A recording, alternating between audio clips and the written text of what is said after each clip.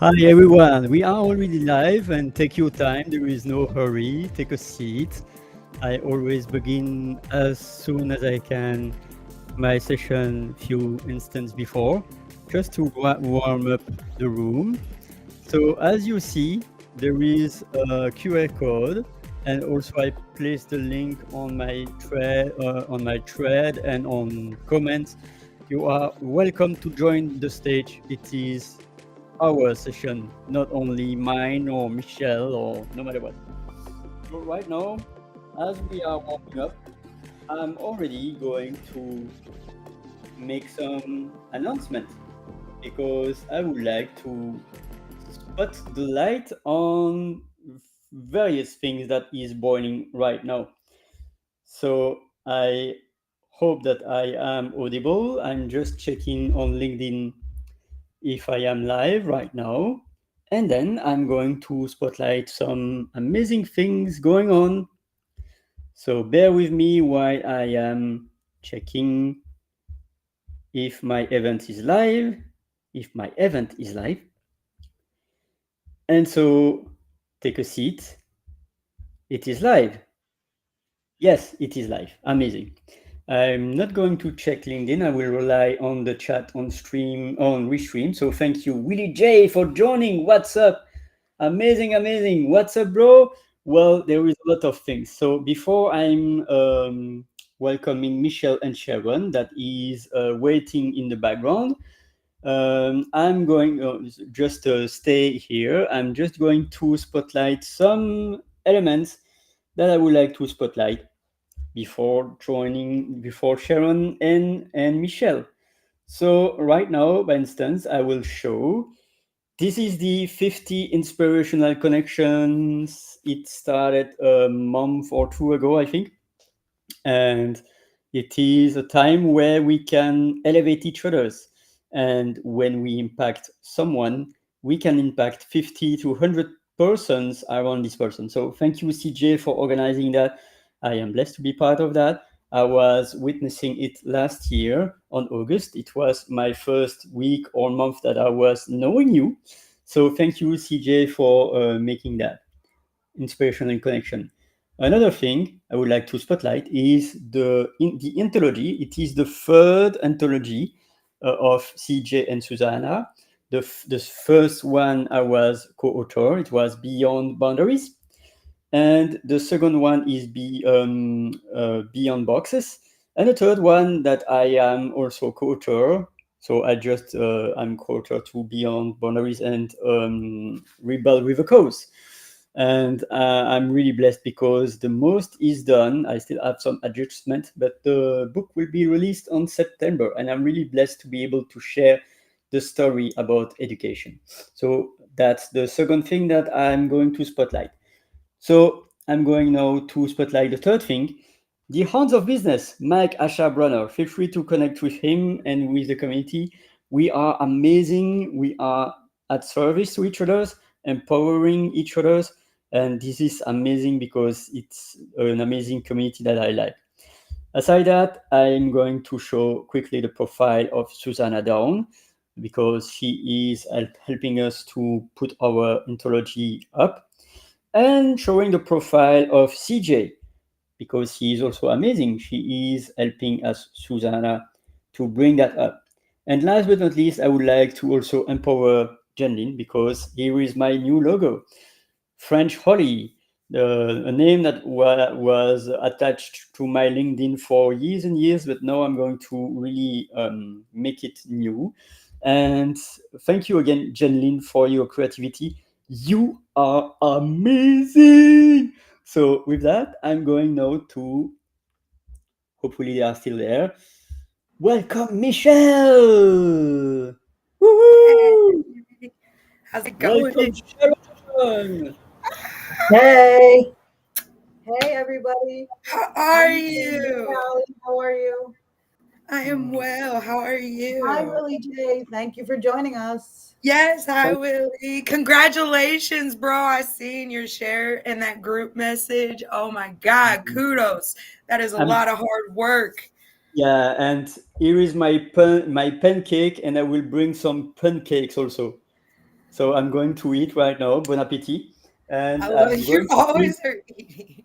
I'm going to bring also pancakes aside my pancakes. So ready? As long as you bring your pancakes with your pancakes, we're all good. I got coffee. Ah, amazing. Amazing. So this is Saturday Mental Health, and I've been doing that for a year, I think, since November or December, I think.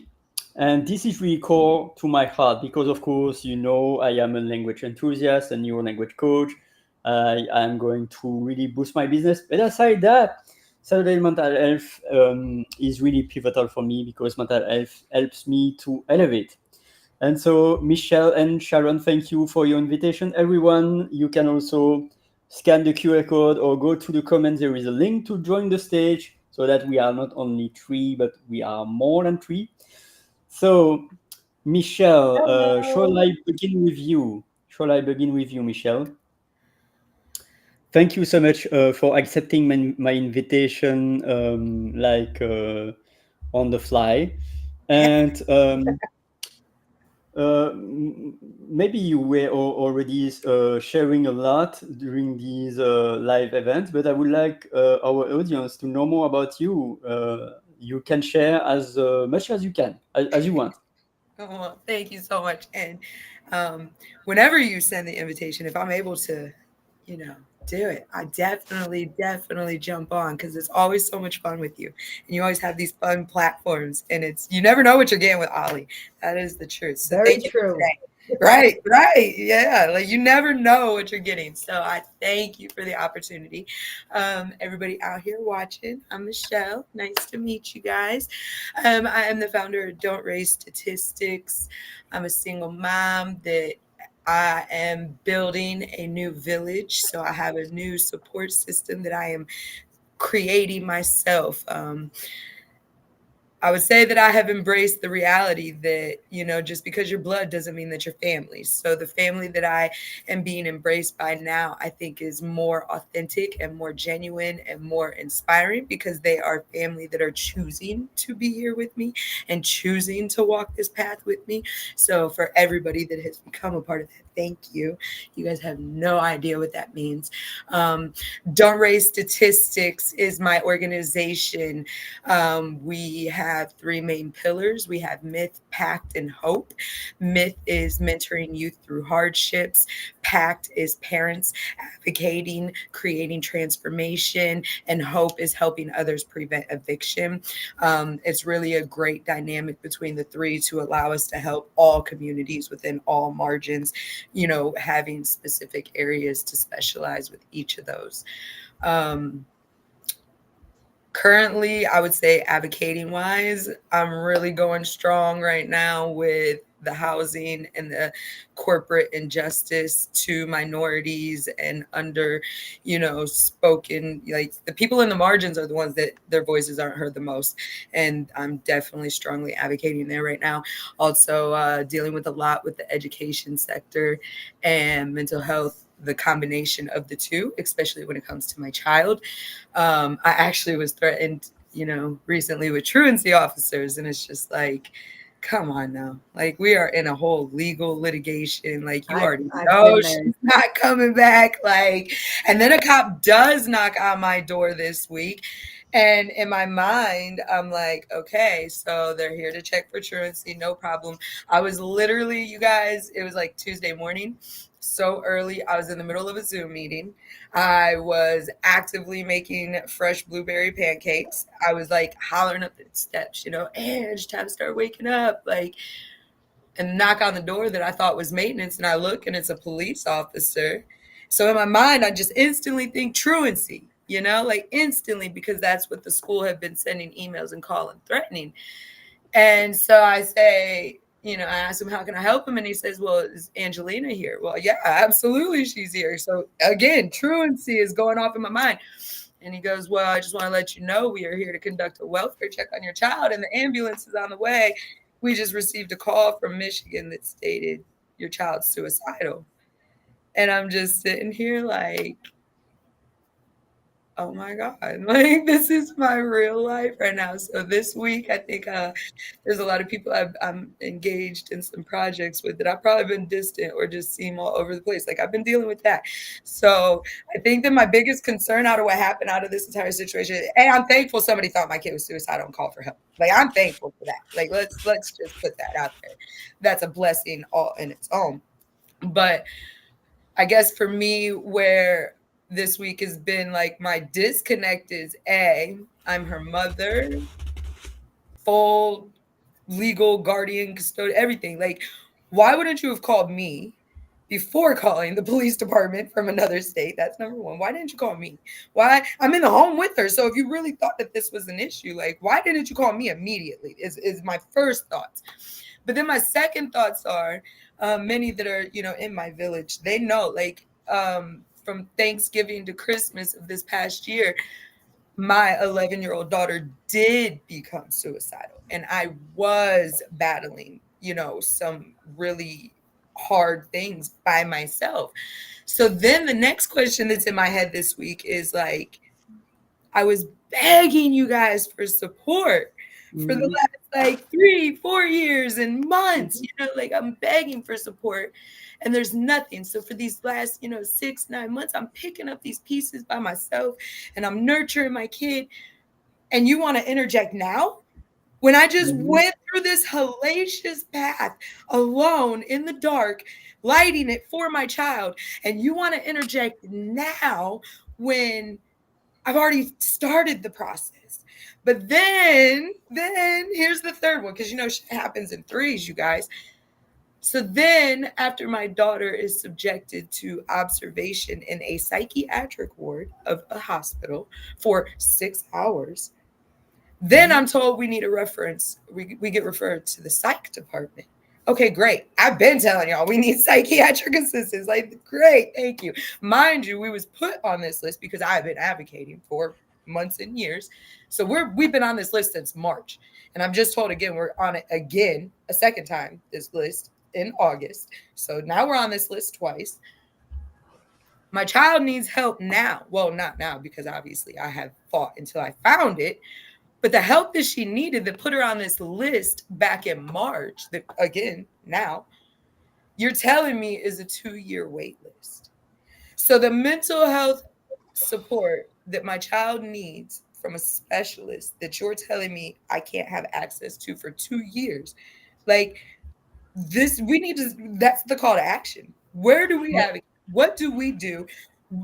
The disconnect between these two, for me, like, that has been my reality check this week. And that's just what I've been like really deep diving into researching and literally just trying to educate myself to truly understand this system. Yeah, sure, go ahead. Because I was going to say I can relate. Many of you may know, and some of you may not, that my son was diagnosed with ADHD at 6, generalized anxiety at 9, which was then changed to severe social anxiety at 15. And at that time, he was also diagnosed with major depressive disorder. So your story, I can resonate with like big time. And my heart goes out to you. And I just want you to know that I'm here to support you through it. You always have been since we met. Because I too was begging the school system for help and begging the system in general for help. And they became adversaries. Instead of working with me, they were fighting me and saying that I didn't want help. And my son was actually saying to me, Mommy, I don't want to be like this. I want help. And I was going above and beyond, like you, Michelle, spending hours and hours, days on end, just trying to get the help that he wanted and needed. And that I wanted and needed. There was no support from me either. I need the village too. Yes. As a parent, all I was getting was judged and ridiculed. So, yes. And I spent many a night, and people have heard me say this before, but I spent many a night crying myself to sleep going, I don't know what I want. I don't know what to do. All I know is I want to save my kid. Right. And I want to help him. And you're reaching So, out to every avenue that you think yep, is built to assist yep. you. And that's But one thing that I can tell. it's like If I you can tell said, anybody in our situation, the yep. moment the school told me they was refusing the IEP assessment, the moment that they acknowledged they was refusing it, that's one thing people need to understand when it comes to advocating for your children. If you go to your child's school and you request an IEP assessment, they legally have to do it. And there is a time limit on when this assessment has to be done. If they ever refuse, I'm telling you, do what I did. All communication from then, there was no more verbal communication. Everything was switched to emails, because you have, like, that has been my saving grace. I mean, unfortunately, I hate to say it like that, I have to pursue legal litigation in a civil suit against a school and a mental health hospital. But the point is, we should have never got to where my child was suicidal. Okay, like, you guys were not doing what you were legally obligated to do. When I trust that when she walks out that door and she's on that school bus, that is your responsibility. I'm her mom. I'm not the teacher. So that is definitely like the call to action. You need to hold this education system accountable. You need to hold the mental health services that they're contracting with accountable. And the moment you feel like that them conversations are taking that sideways turn, you need to switch to a written receipt form of communication, because that's my saving grace with these legal battles right now. I have time-stamped emails proving all engagement. Can I add something to that, Michelle? Because you are spot on, but I just want to add something.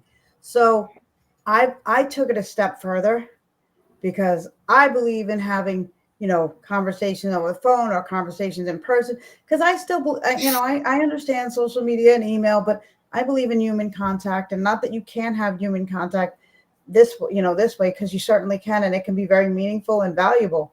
But I quickly learned that even my verbal communications needed to be followed up with an email. So the second I got off the phone with somebody, I would be, so as per our, thank you for your time today. And as per our phone conversation, this is my understanding of what's about to happen.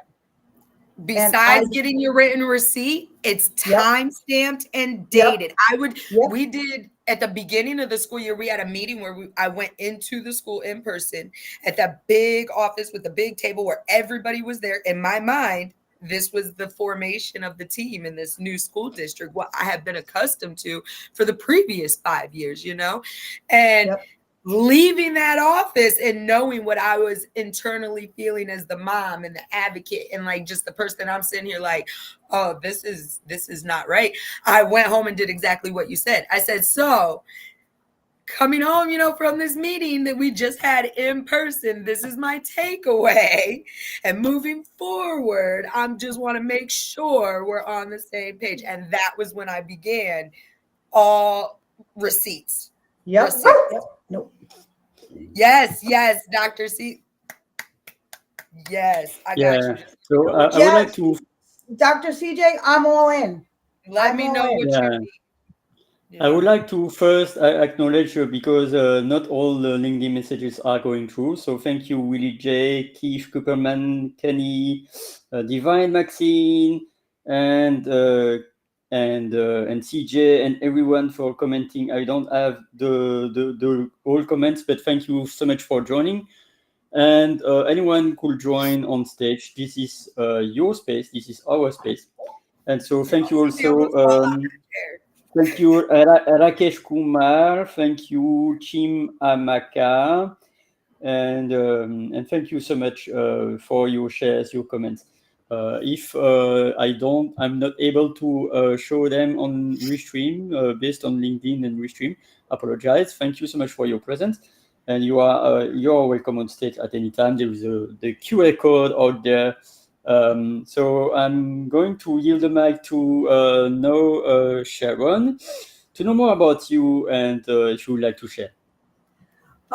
So what I could share about me is that I am a multi-passionate person and professional.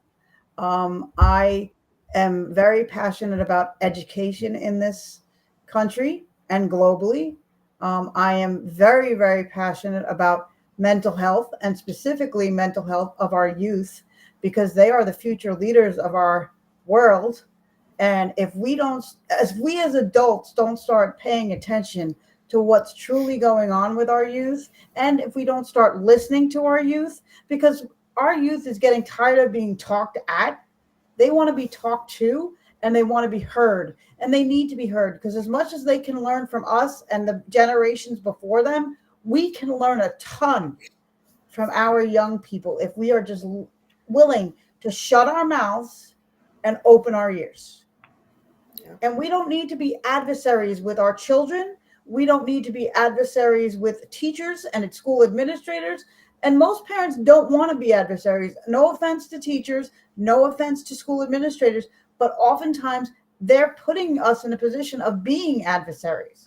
And yes, I've been in meetings where parents get really animated and passionate.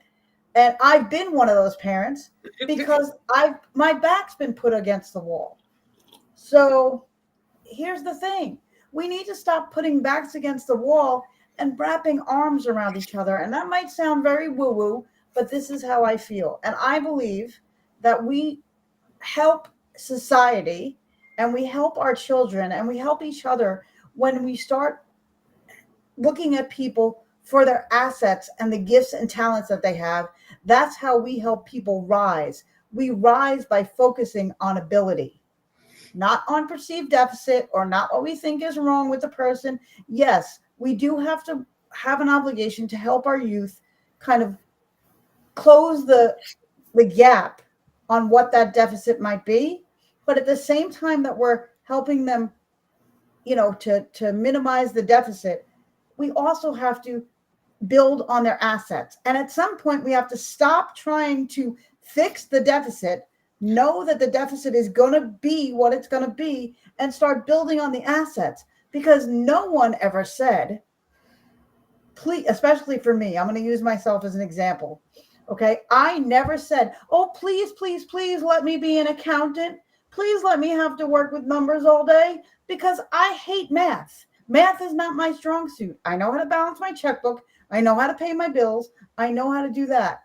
But I was never going to take a job that required me to be around numbers all day. So these are the things that are about me.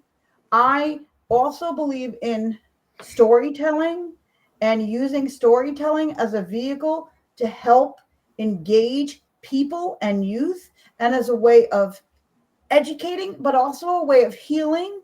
Because what I want to do is help people tell their story, but not just tell their story. There's healing in that, and there's a therapeutic component to that, which is very important. But I want to use storytelling to help people rewrite the story that they're telling themselves, because we're all telling ourselves stories all day long. And those stories that we're telling ourselves are from the internal messages that we're telling ourselves. But those internal messages that we're telling ourselves are a direct result of the stories we were hearing about ourselves growing up from parents, teachers, community members, relatives, it doesn't matter. But none of us are stuck in that story. We can rewrite the story. We don't have to rewrite every chapter. We don't have to rewrite every story, but we can rewrite the stories that aren't serving us so that they serve us better. And it starts when we're very young. And that is part of my mission, is to create stronger families. And please let me go on and say that family does not mean mother, father, sister, brother, as we, doesn't mean the Brady Bunch for those of you that grew up in my generation. It means whatever your dynamic of your family is. So if a child's being raised by a foster parent, a guardian, a single parent household, a same-sex parent household, I don't care. For me, we have to start strengthening our families again and bringing back family connection. Not just let's all be on a hamster wheel and let's go to school from 7 a.m. early, before care, because parents have to work a lot. Parents are given no choice but to work. Even two parents, they have to have two incomes. Michelle? So Yeah. one thing I love about what you're saying too, Yeah. how many times, because I know you can relate to this, how many times have you been in that situation where you talk about how we've cried ourselves to sleep, right? How many Yeah. times have you sought for information or resources or just finding someone that could just not tell you what to do, but relate in some way for some form of a compassion? Amen. And what Amen. these stories do, because what I have learned from family estrangement to navigating the education system when you can't afford a lawyer, but you know you're being violated, or housing, all of it. It doesn't matter what area. The stories and the information that you need to read and that you need to understand or educate or to have an example, they don't exist. By Yep. writing in these anthologies, by sharing these stories, you do get to heal. You're You do giving get to somebody, but you're you're giving somebody giving freedom. information and Yep. knowledge nuggets to somebody that was where you used to be, that can You're then also, read it in the future to navigate. yeah. Ah, You're it's also just giving, hi, Paulette. poetic. Yay, Paulette. Oh, But you're thank also you, giving all people, the way from the UK. yep. Can I just add something really quick, Michelle? You're also Yeah. giving people permission. You're also giving people permission to feel those feelings and to Yes. express those feelings and also find the help that they need. Because True. when you're watching your 9-year-old or your 8-year-old say, Mommy, please, I don't want to be like this. I want help. And you know that you're going everywhere to try and get the help, and all you're getting is pushback and judged and told how you're being horrible. It makes it hard for both you and the child. And it's not an easy, none of this is easy. And that's why we need to work together and stop being adversaries, because the more we focus on the common goal, which is to make our world a better place and to do better for our children, it doesn't matter if we have different ways of getting there. We shouldn't chastise each other for having different ways of getting there. We should focus on the common goal that we have. The only thing I've seen competition do is destroy another village. By coming together and collaborate, we could just keep expanding the zip codes. Like, exactly. And also, I just want to add really quick, Paulette, before you come on, I just want to add to what you said about the IEPs, Michelle. If your school district is denying you a 504 or an IEP, they can't legally do that. They can ask you to start with a 504. That is okay. But you can quickly get that 504. Hi, CJ. You can quickly get that 504 converted to an IEP. And IEPs and 504s do cover children with other health impairments, which includes ADHD and mental health diagnoses. And all IEPs are supposed to have a section at the bottom of them that says parental concerns. Any concern that you bring up as a parent in that meeting has to be documented in that area. I have 5 years of IEPs and 504s from the elementary school setting that I guess we got spoiled, because I thought all education in the US, that school was so inclusive and so up to date and so with today. Now, we got spoiled. In my mind, I couldn't fathom that every school didn't operate like this. And this last year, starting middle school and that transition to a new district, that was like a complete mind F for me, because I just couldn't even digest that in today's day and age, these schools are not inclusive. Like, this school district still has a special room in the back of the school for special needs children. Excuse me? They're not integrated throughout classes. Like, what are you doing? CJ, thank you. I'm so excited, CJ. You are on fire. Welcome, CJ. Welcome, Paulette. It's amazing to see you, both of you, aside Sharon and Michelle. Feel free to join no the stage. offense, Holly. You got some strong woman power up here. Oh, yeah. I love CJ. The estrogen is flying today, Ollie. No, this is good, because this need to be an international, because right now we're talking about the U.S. educational system that's failing us, right, and our kids. And my daughter's best friend, who's going to name nameless, but she was on that, and she goes to a private school, not even a public school, okay? Mhm. And she basically told her mom, you want me to live, you need to get me out of this specific environment. And I think it's, as a parent, it's so disheartening. And I my kids don't have 504 or IEPs, but we can afford to move them schools in private schools. But what about the people who don't have a choice? That is the Exactly. problem, right? And so we need to make sure that our kids are having that mental capacity to move forward with what they're doing. But I want to know about Paulette, because she's in a different region. Is this an America problem? Like, do you guys see us like these people are crazy? They have kids coming into school and shooting everybody. What's going on? Right. Or is this a UK? That is, I Yeah, think that is that a U.S. that problem. bit definitely. That's definitely not a problem we have, thank God. I mean, we've obviously got knife crime, and it's on the increase, but it seems to be, it's a certain group. The police know who they are. It's not everyday people. Mhm. It's a bad section. Most of it is drug related, gang related, and those that are, dare I say, mentally ill, so schizophrenics and people who are going out and just seeing everybody as zombies or killer people coming at them, and they've caused that death because of their mind. So there's been some of that sort of stuff, but we don't have the, I mean, to hear children having to have gun training in case there's a firearm training, in case somebody comes in with a shooter, that to me just blows my brain, that that's something that the kids are actually trained in. That Yep. is beyond horrific. But I want to just take it back a stage. So picture this, a really, really smart autistic lad, and I don't talk about his story. And the reason I didn't do the bullying story was because I promised him I would never write his story. So I'll talk about it, but I wouldn't put it in writing because he doesn't want someone to read about it. But when he was 6,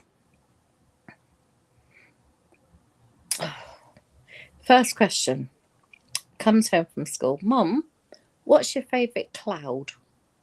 I was like, only cloud I could think of was cumulus. So I said, cumulus, thinking I was going to get 5 points for cumulus, you see.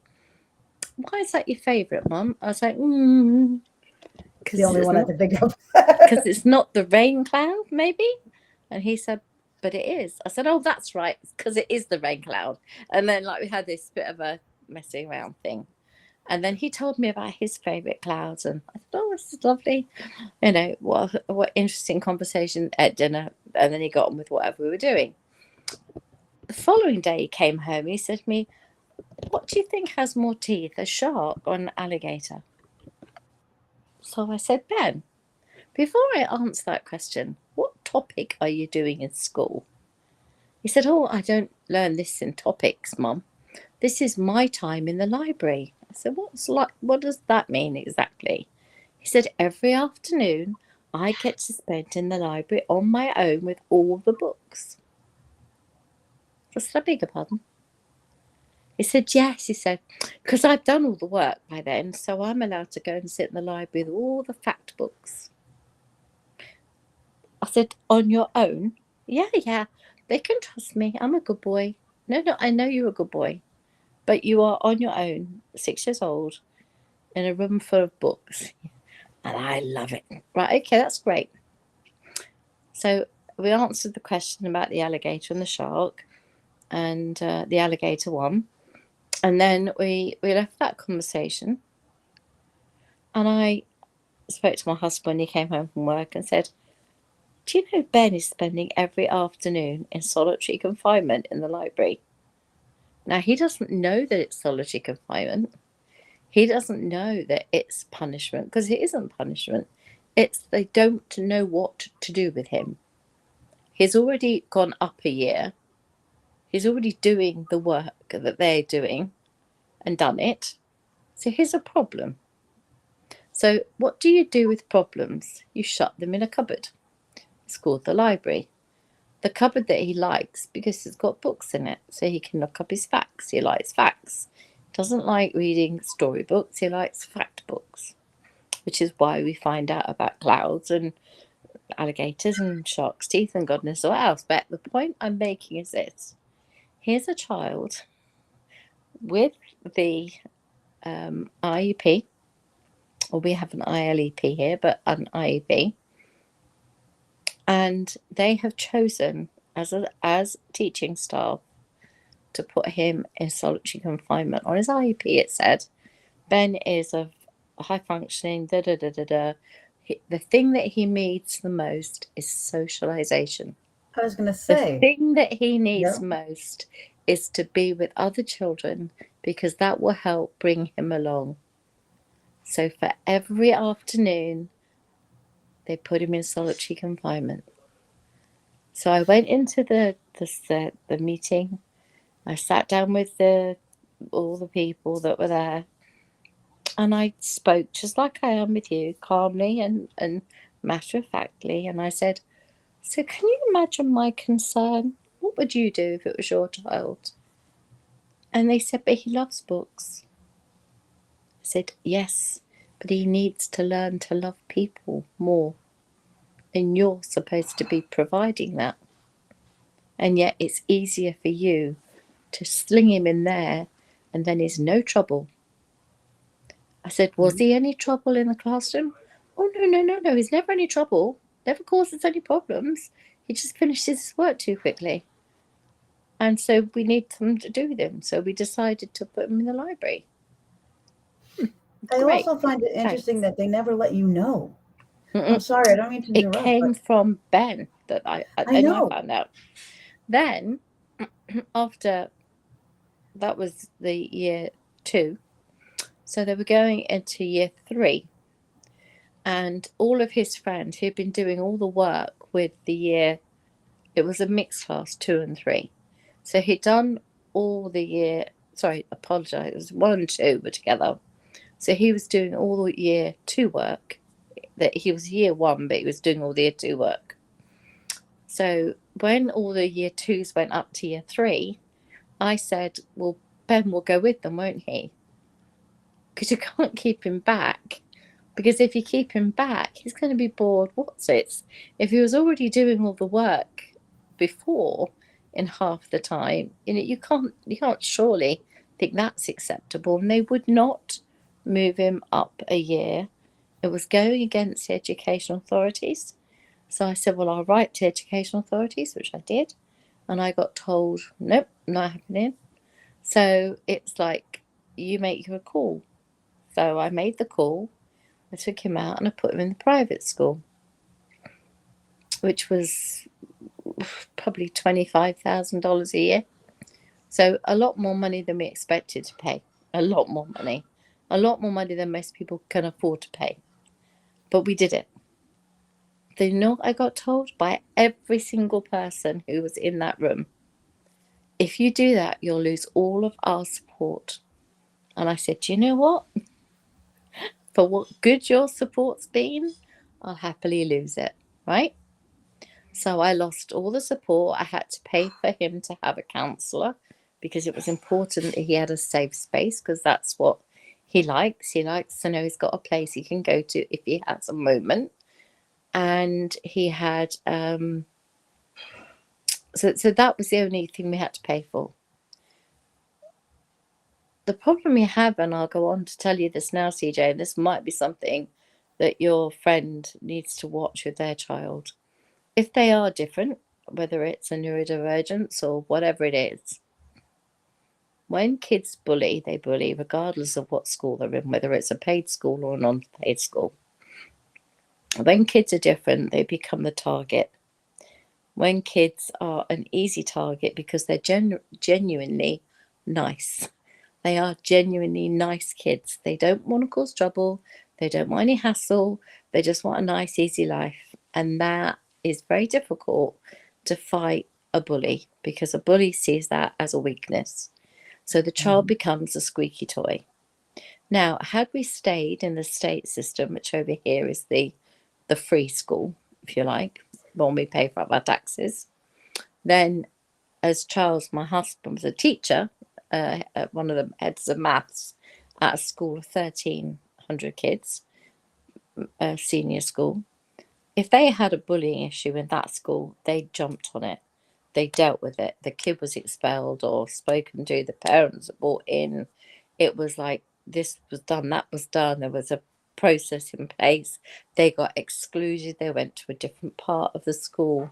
There was loads and loads of activity around that child, finding out what the problem was and isolating them. The child that was being bullied was counselled and given free therapy by the school to make sure they were okay. That was how it was dealt with by the free school system. In the private school, they got their knuckles tapped. And that's because they didn't want to upset any parents, because they might take out their child from the $25,000 or whatever it is they're getting. So there wasn't the fight that I then had was, well, why are you not talking to the parents? Why we're not having a conversation with the parents and the child? Oh, no, it's okay, leave it with us, we'll handle it. But you're not handling it. And then, of course, I took it into my own hands and started phoning up parents and telling them about their children, things they probably ought to know and things they probably ought to do, and the help they need to get their kids before it becomes too late. And one of the children, Ben, said, I'll never have to work. My parents are rich. And all Ben said to them was, that's nice for you. Just like that. So, because he didn't know what else to say. That's nice. Good for you. I said, that was a good answer. He said, he punched me. I said, why did he punch you? He didn't like the answer. What did he want you to say? He said, I had to say that he was better than me. So I said, fine, let me talk to the parents. When I spoke to the parents, I got told, well, let's be honest. Let's be honest, we are the richest people in the area. So it's understandable that our child, I said, I beg your pardon? So you think that's okay? So you are happy for your child to start their life like this? And then I spoke to, that was the mother. She was an absolute what's it. And then I spoke to the father, who called me back, and he didn't know I'd spoken to the mum because I'd left a voicemail. And the dad phoned back and said, I'll deal with it. And I said, listen, if someone doesn't tell you, I said, I would rather know if it was my child, so I could help that child see where they're going wrong, so they become a decent human being that's let loose into the world for the future. So I said, if you don't agree with me, that's fine, but at least I know I've done my job. And the dad said, no, you're absolutely right. It needs to be dealt with. And then from that moment onwards, he left him alone. And he did leave him alone. He never came near him. But when Ben got to the point where he was literally suicidal, he didn't want to go to school. He didn't want to be with these people anymore. He'd come back from a ski trip that had been absolute hell on earth. They took his phone, then they took his charger. They knew the phone would be run down so that he couldn't charge a phone. So they gave him the charger, then they took away the charger, gave him the phone. And this is how the game played. Then they hid all his pants. Then they put stuff in the showers. It was endless. And the last thing they did was they allegedly, Your Honour, took a photograph of him in the shower and passed it around the whole of the ski group. Now, to a 10-year-old child, that is pretty horrific. And he took it as seriously as you would and I would, that's what they'd done. He came in the shower, the boy, and he did press on his camera. When Ben came out, he said, oh, everyone's seen your willy. Ben was just crying and mortified.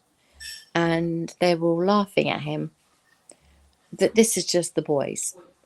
And one of the boys of the four was in bed under his covers crying. Ben said, why are you crying, Benny? He said, I don't want any part of this. I don't want any part of this. He didn't want to be part of this. This was a quiet lad who suddenly found himself mixed up in the same room of 4, but 2 were horrors. One was trying to hide from it all, and one was being abused. But he was too scared to stand up for Ben because they might turn on him. And it got to the point where Ben was leaving the hotel in Paris or in the Alps. We didn't know where he was, no clue. And he was walking out of the hotel. And I'm saying to Charles is on the phone looking at flights. I'm flying to Paris. He's looking at flights to see how we can get me there as quickly as we can. Meanwhile, we're phoning all the emergency numbers and no one's answering. And eventually I said, hang on a minute, there was an email. Let me see if he's going to see his email. And I sent an email, answer your bloody phone, which is probably impolite, but I did.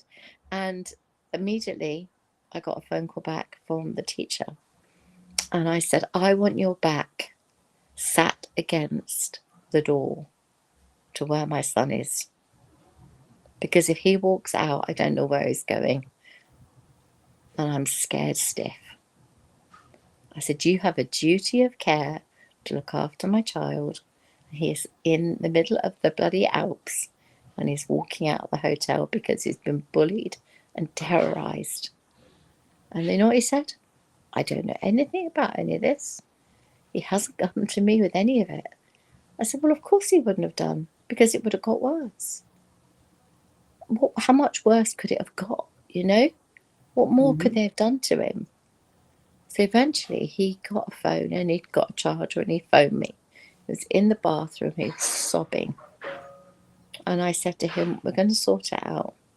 And then the teacher went in the room and said to Ben, just bring your phone with you and your charger. Just come into my room. Him and his wife were both on the school trip and his 2 children, and he'd got a spare bedroom side to the, like a set, put you up bed. So Ben was going to be in the bedroom locked with the teacher. So he knew exactly where he was. And I could at least get some comfort. So I said, well, I'm flying out. I'm on this flight. Please don't fly out, Mrs. Hallam. It isn't necessary. We've got it under control. We'll deal with it. We'll sort it all out. We'll do this. We'll do that. So I said, okay, fine. But what the teacher didn't know was this, that just before Ben, that teacher came in, Ben had handed me the phone to Benny, who was crying his eyes out, sobbing his eyes out, saying, please pull out. I'm really sorry. I'm really sorry. I'm so weak and I couldn't stand up for Ben. I'm so sorry. I'm so weak. And I said, darling, it's not your fault. You're not to blame. I said, sometimes we're just too scared. He said, I was so scared. I said, I know. And I said, I don't blame you at all. And then I gave it to the next boy. He said, I'm really sorry for what I've done. I said, don't talk to me.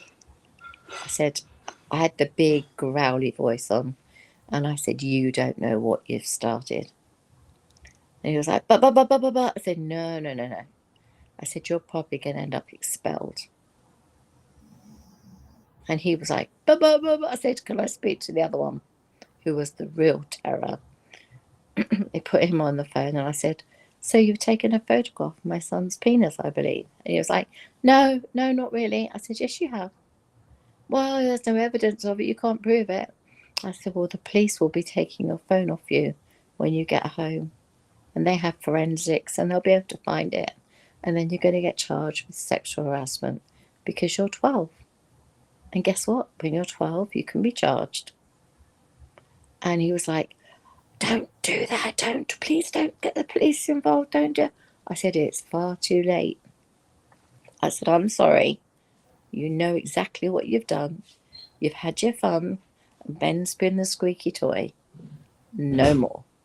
Now you're dealing with me. And at that point, the teacher came in, took Ben out the room. So the teacher the next morning spoke to Ben and said, do you want your parents to fly out, or do you want to come skiing, or do you want to stay here for today? Do you not want to go skiing? And Ben didn't want to go skiing. He didn't want to face the other kids because he didn't know what they'd seen, what they hadn't seen. And the phone, would you believe, went missing. The phone disappeared. It's gone. Lost. Couldn't be found. So the police couldn't use any forensics because there was no phone. I asked them to do some checks by the phone number. Was there any access? He said no, phones, the photographs sit on a phone. So unless it had been sent to somebody, I said yes. He allegedly sent it to the group. So when I went and checked and asked the group, nobody had seen the photograph. You can't argue when there's no evidence. So I had to let that drop. But I went and drove around to see his parents. And I spoke to the mother and I said, your son needs serious psychiatric help now, before he does something that you're going to regret for the rest of your life.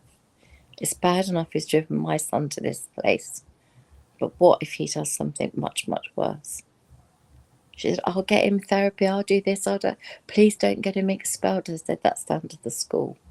I said, but if I have my way, he'll be expelled. I said, and so with the other one. Anyway, long and short of it was,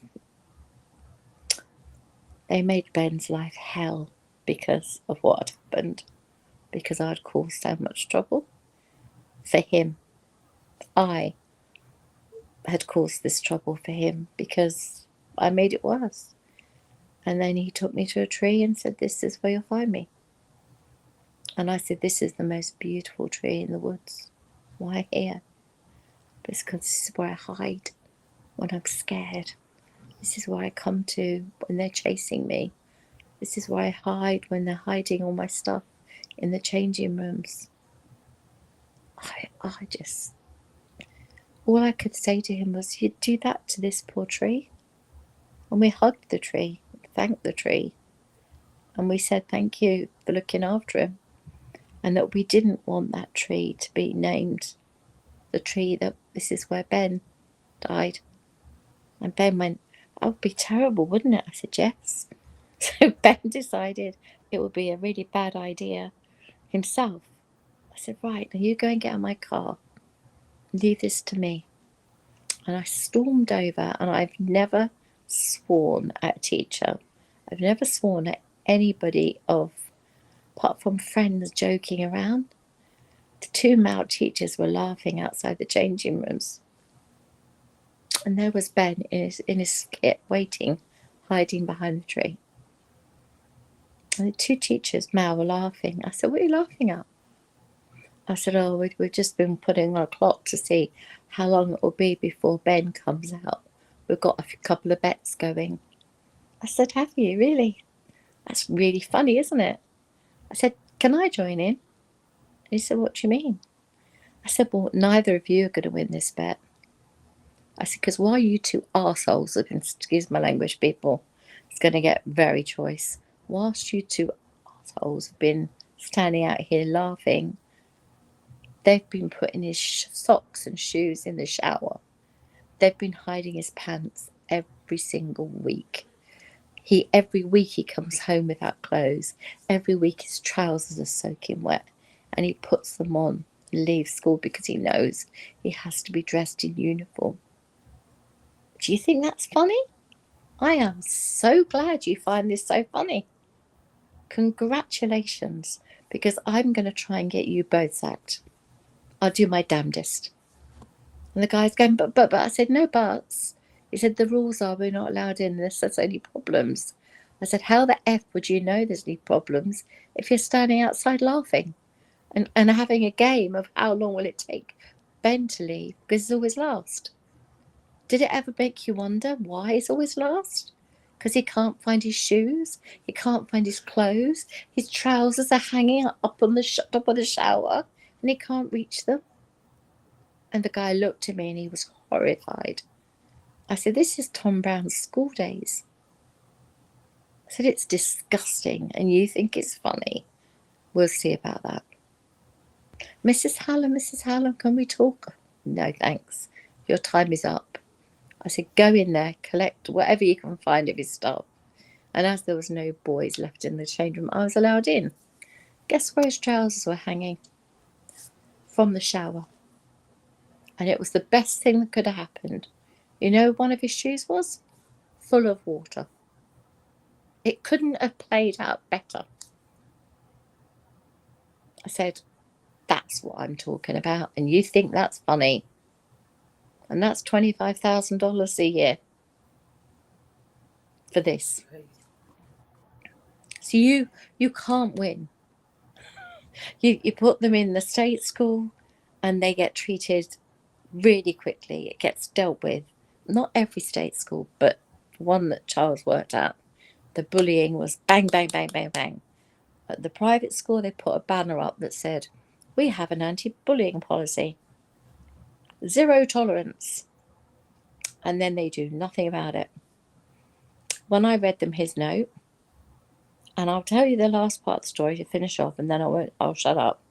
But I sat there with their note and I read it to them. And I read the psychiatric report that said he was 70% likely to do it. And I told them I held every single one of them around the table responsible. They all had a duty of care.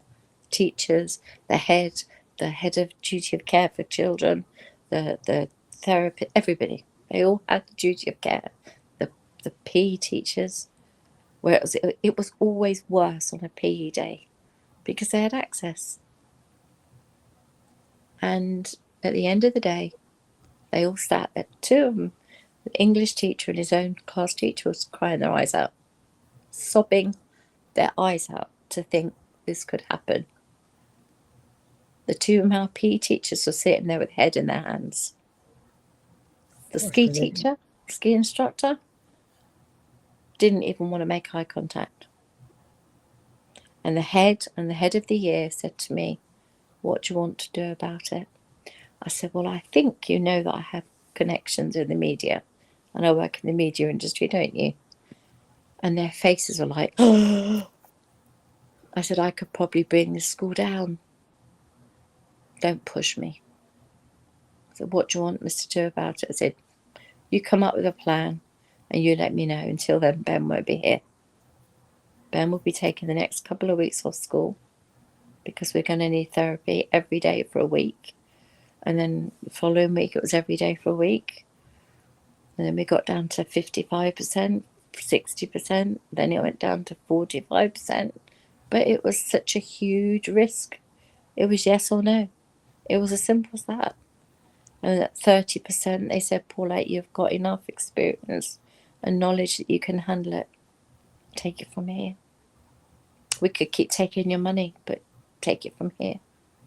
By which time the school had written probably 5 letters to me. They'd had all the parents in.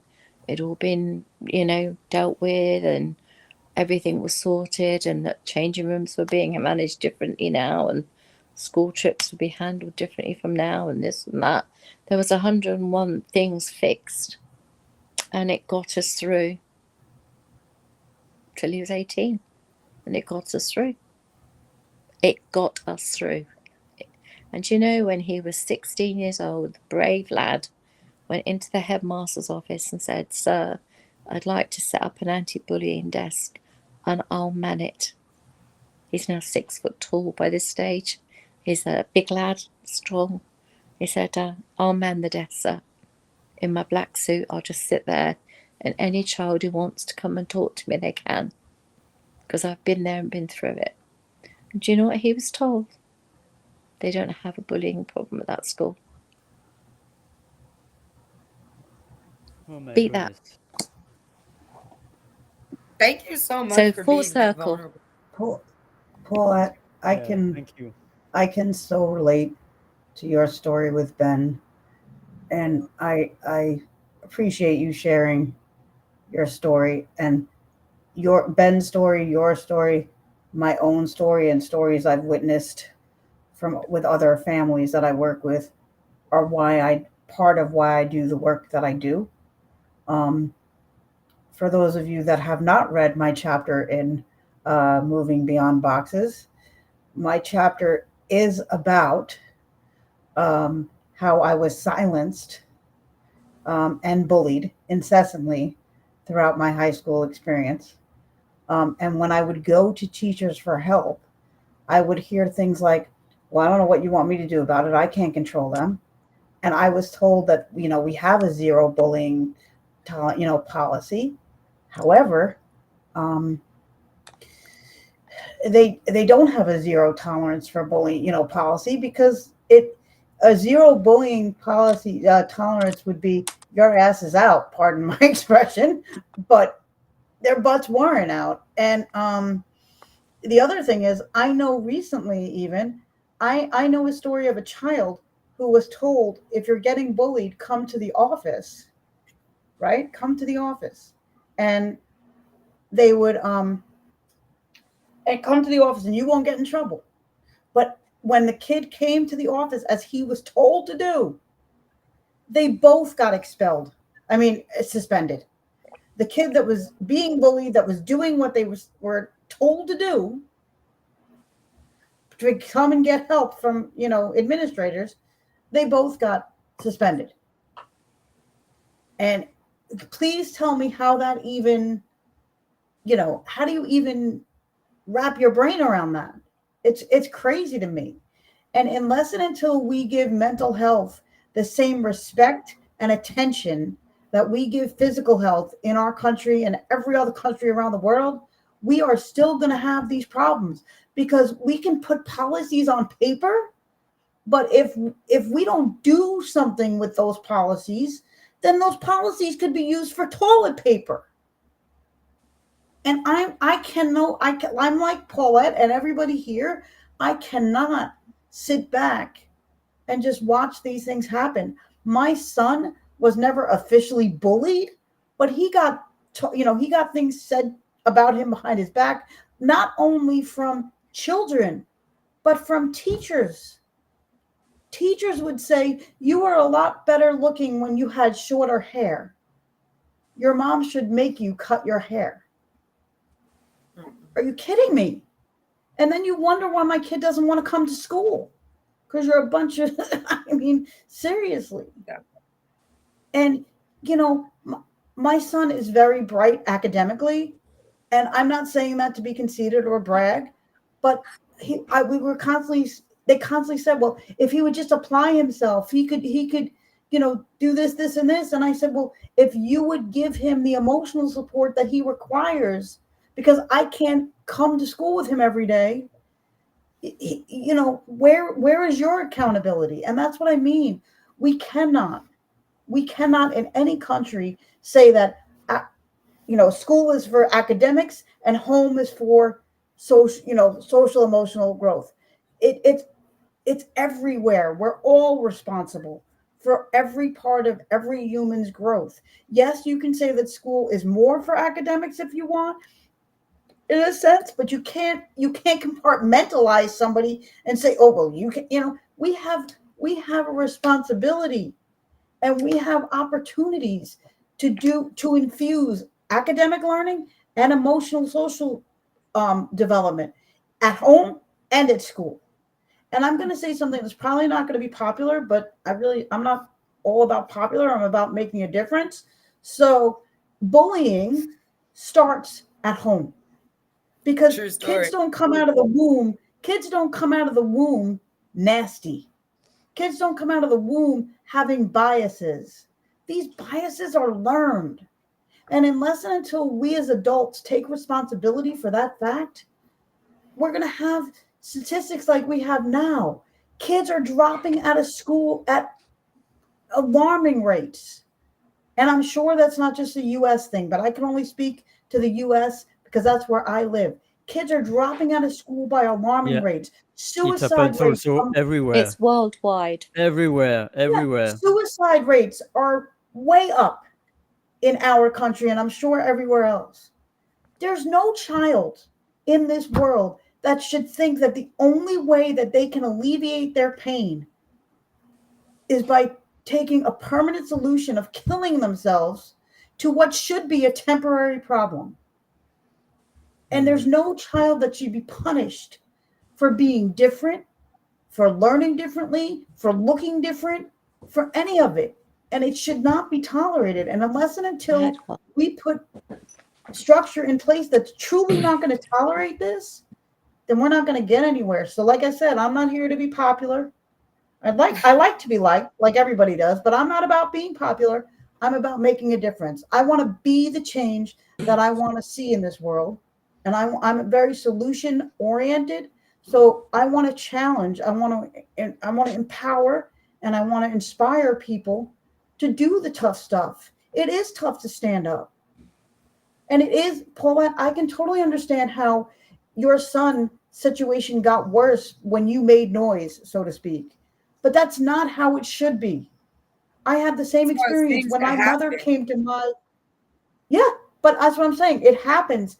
But again, that's part of what we shouldn't tolerate. It should not be The more okay. noise we The make, it's thing like that the more I would say, retaliation there is. Yeah. And that's absolutely, exactly but the thing is, that's exactly the these are problem. scars. What I would say is, and the fortunate and the reason that I don't put it in writing is these are now scars. These are scars on our children's, the traumas they carry. And he doesn't always need to think about it, but when he went to university, he said, I can't share a bathroom, Mum. I can't share a bathroom because of what happened. So It's we a had to trigger. make sure that that was one of the key issues, that he had an ensuite bathroom room, because the thought of sharing a bathroom still sends him in a tailspin. Trauma.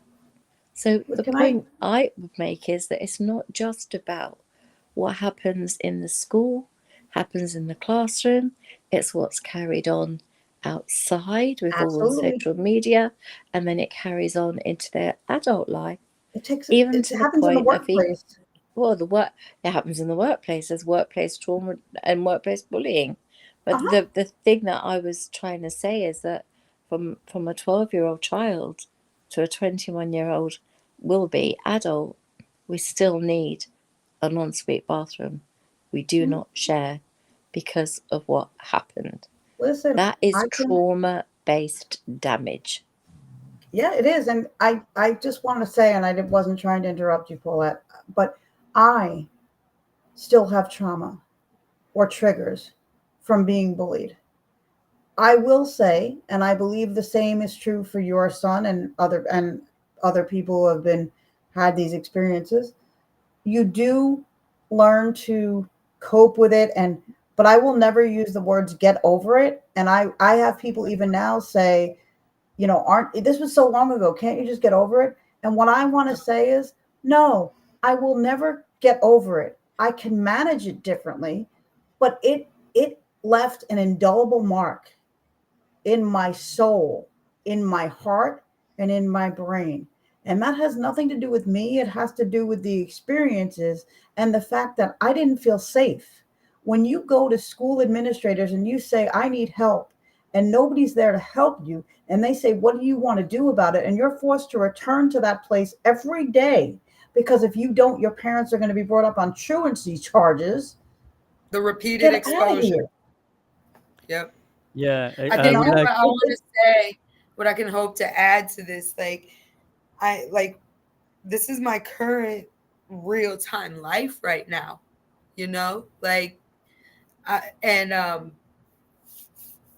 is Sharon talking? I don't know who's talking. I don't want to interrupt.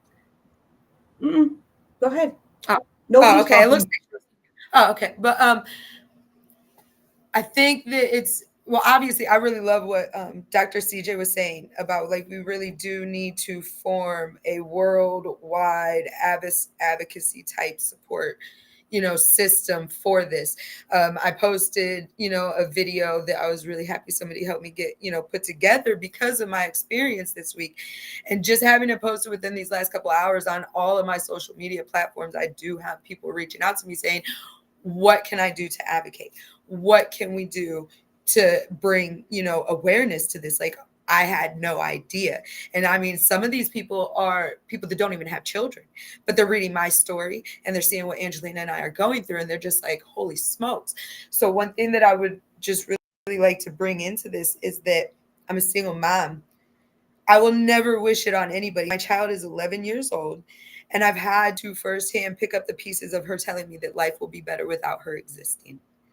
And she meant it. And to know, like, I want to cry, to know I 11 got years you, old, Michelle. I got I'm you. 40, and I know what I've faced through life. And to think that my 11-year-old child is facing things right now of such despair for her, because this is her. Can I? She's valid for feeling whatever she feels.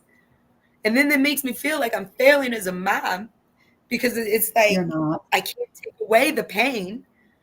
But this is what I want to like let people know is like these are the pieces I've been picking up. My daughter's going to be 12 and just, a couple, I haven't even hit teenage Michelle, years. And this is our reality. But like people need to understand that people like myself, I'm building my village. I've been navigating these waters with no support.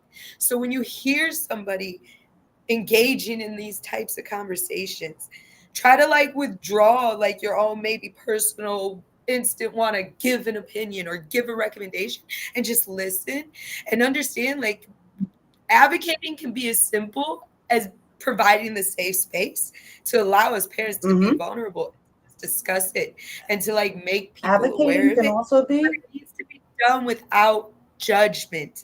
You cannot Thank judge you. somebody for how they're parenting in their home based on the situation, because you don't know what you would do in this situation. Should you're not walking in my shoes. You don't understand my daughter's shoes. You're not walking in her shoes. So just listen. I would love feedback, but don't tell me what I have to do. Maybe recommend what you think is a possibility that could be done.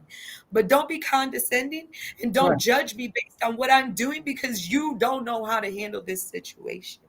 But I would never, even my worst enemy, I would never wish for somebody to know what it has to feel like for your child to look at your I child and just know they're hurting that deeply.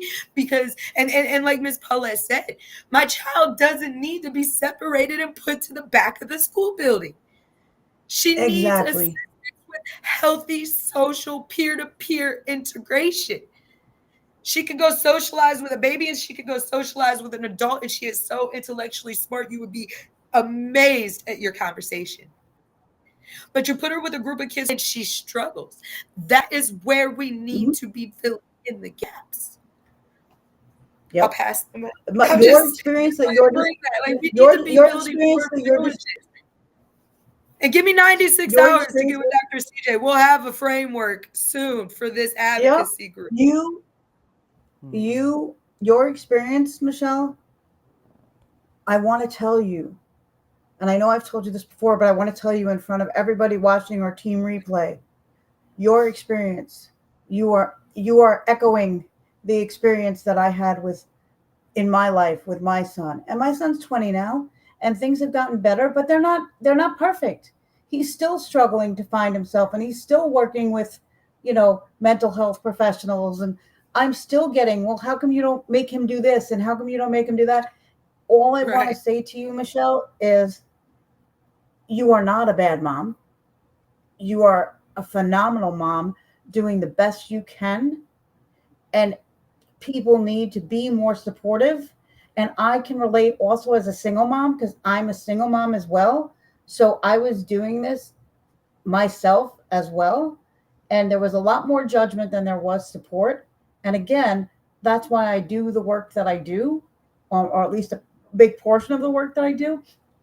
Because unless and until we give mental health the same respect and attention that we give physical health in our country, or even the same importance that we give academic education, we're ignoring the signs that our society is falling apart. We see it falling apart, but we're ignoring the root of the problem, or at least one of the biggest roots of the problem.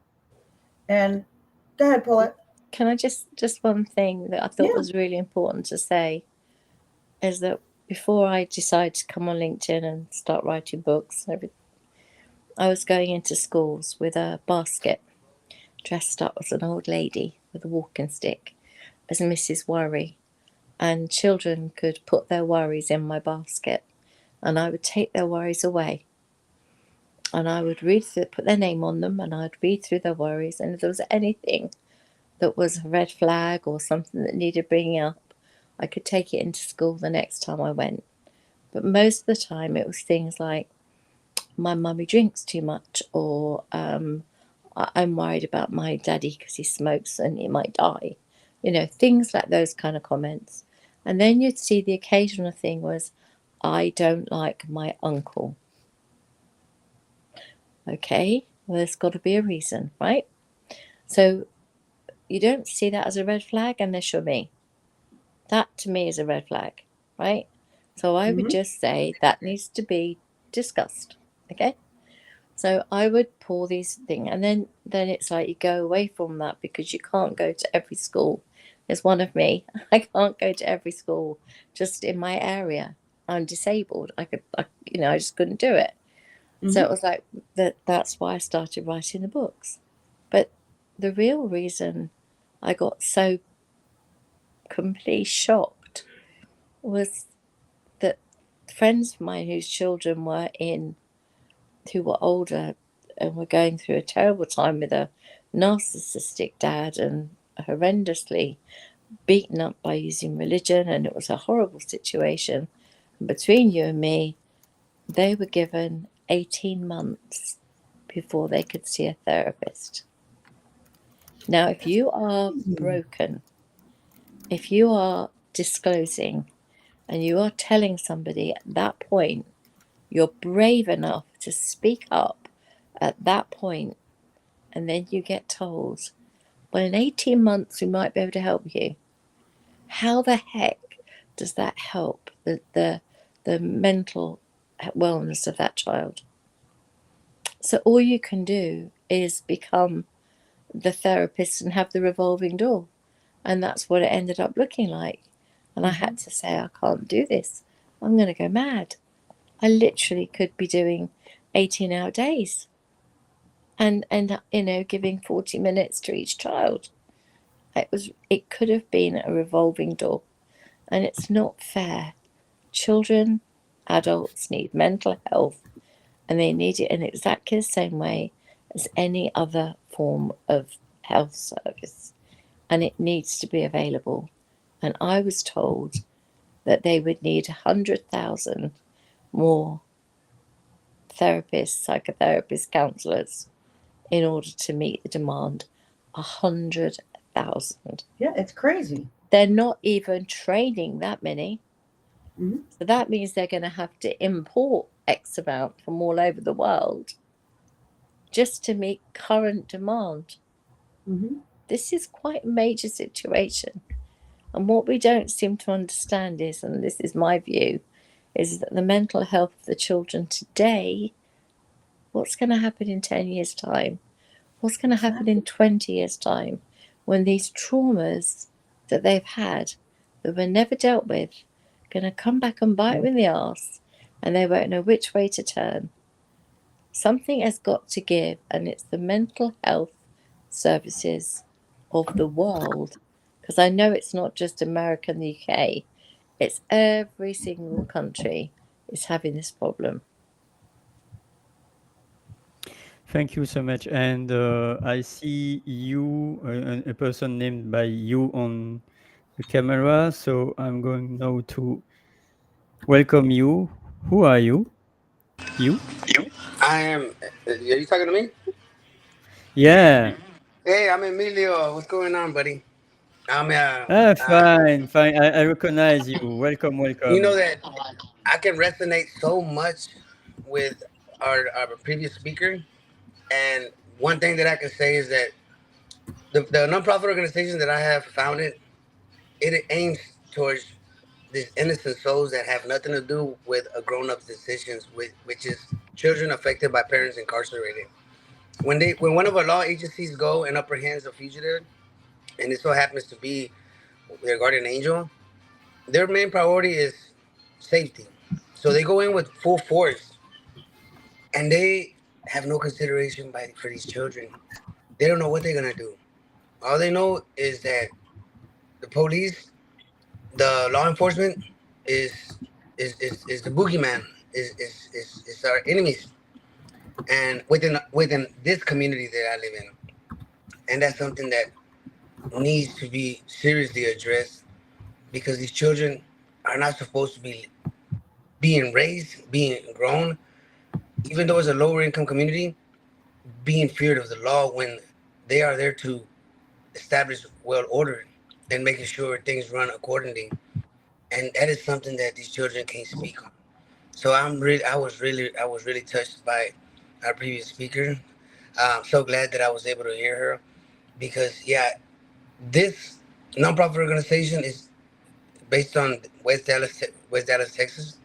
It does plan to expand to the whole 50 states of the United States. And since there's a lot of people incarcerated from other countries, those children is the same thing as if they were blue, black, brown, gray. It doesn't matter. These children didn't ask to come, yet they are being subject to harsh punishment, turbulence, emotions that you can't have. You can't even depend on a professional psychiatrist, a psychology, a counselor, a mentor, because they don't understand what they feel like a person that does understand and has transformed his life. And I just wanted to share that piece. And I thank you for giving me the platform to introduce myself. I I'm Emilio Noyola Jr., president and founder of the Eagle of Hope nonprofit organization. I'm having a little difficulty still climbing, bringing it up, but I will bring my human wings like Mr. Keith Cooperman tells me all the time. thank you for joining us and thank you for your share. Are you the person that's coming up as LinkedIn user? Just curious. I'm not sure. I mean, like, look. No, I see it's Keith Cooperman that is LinkedIn user. Oh, Sometimes it's his Keith? stream is Okay. yeah. All right. Mhm. Yay! Thank you Nice so to much. meet you, Angelica. So, Thank you, Mr. Krista, for so joining. Keith had not to interrupt real quick. Sorry, you guys. My groceries got delivered 2 hours early, and there's freezer stuff. But no, Keith had went into hibernation mode this week for a little break, gotcha. and he's learning the repercussions of unhibernating. Gotcha. Well, thank you for your share. It's my honor and pleasure. Real quick. Is that just because on that? I'm mic'd on, yeah. I was about to say, can you get government grants to help support your nonprofit? Well, according to many advice that I've gotten from even federal grant writers, when it's a 501c certification, it takes time, at least a year or 2 years to get funding because they already got a system already in place. And they don't know how the books are going to be run. They don't know how the money's going to be dispersed. So that is something that they won't know because they don't want to give it a chance. They want you to be working on your, I guess, on your faith and passion. But it's everybody says that. So I still didn't look at that way of getting funds. I looked at it in a way that I have something that I experienced through blood, flesh, and bones.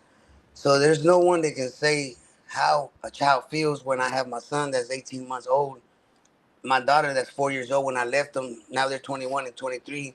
What I heard, how I felt, is something that hurts every time I remember it. But if I can avoid for these children to feel that way, being that my children can speak to these children that already experienced that Mhm. hurts reality.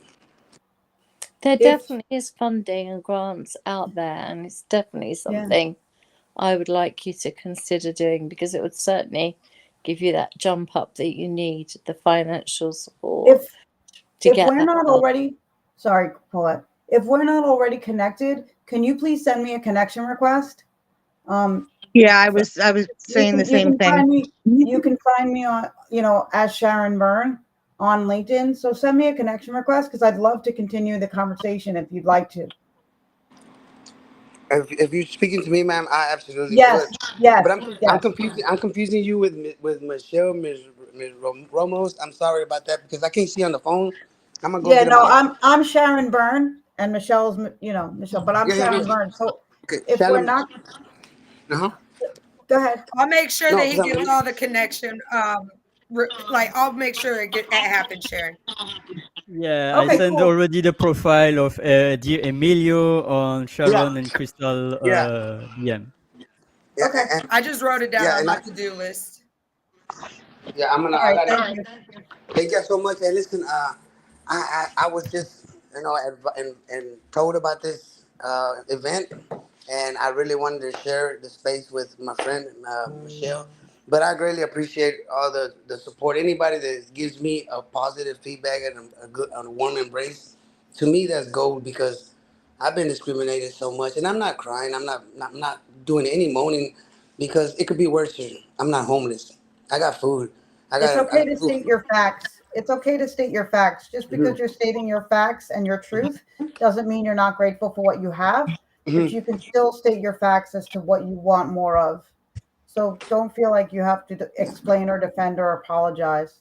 Please. But it's good. It's like I've been. My year anniversary was June 16th at 8:30 a.m. when I was released from federal prison, and I look back in time.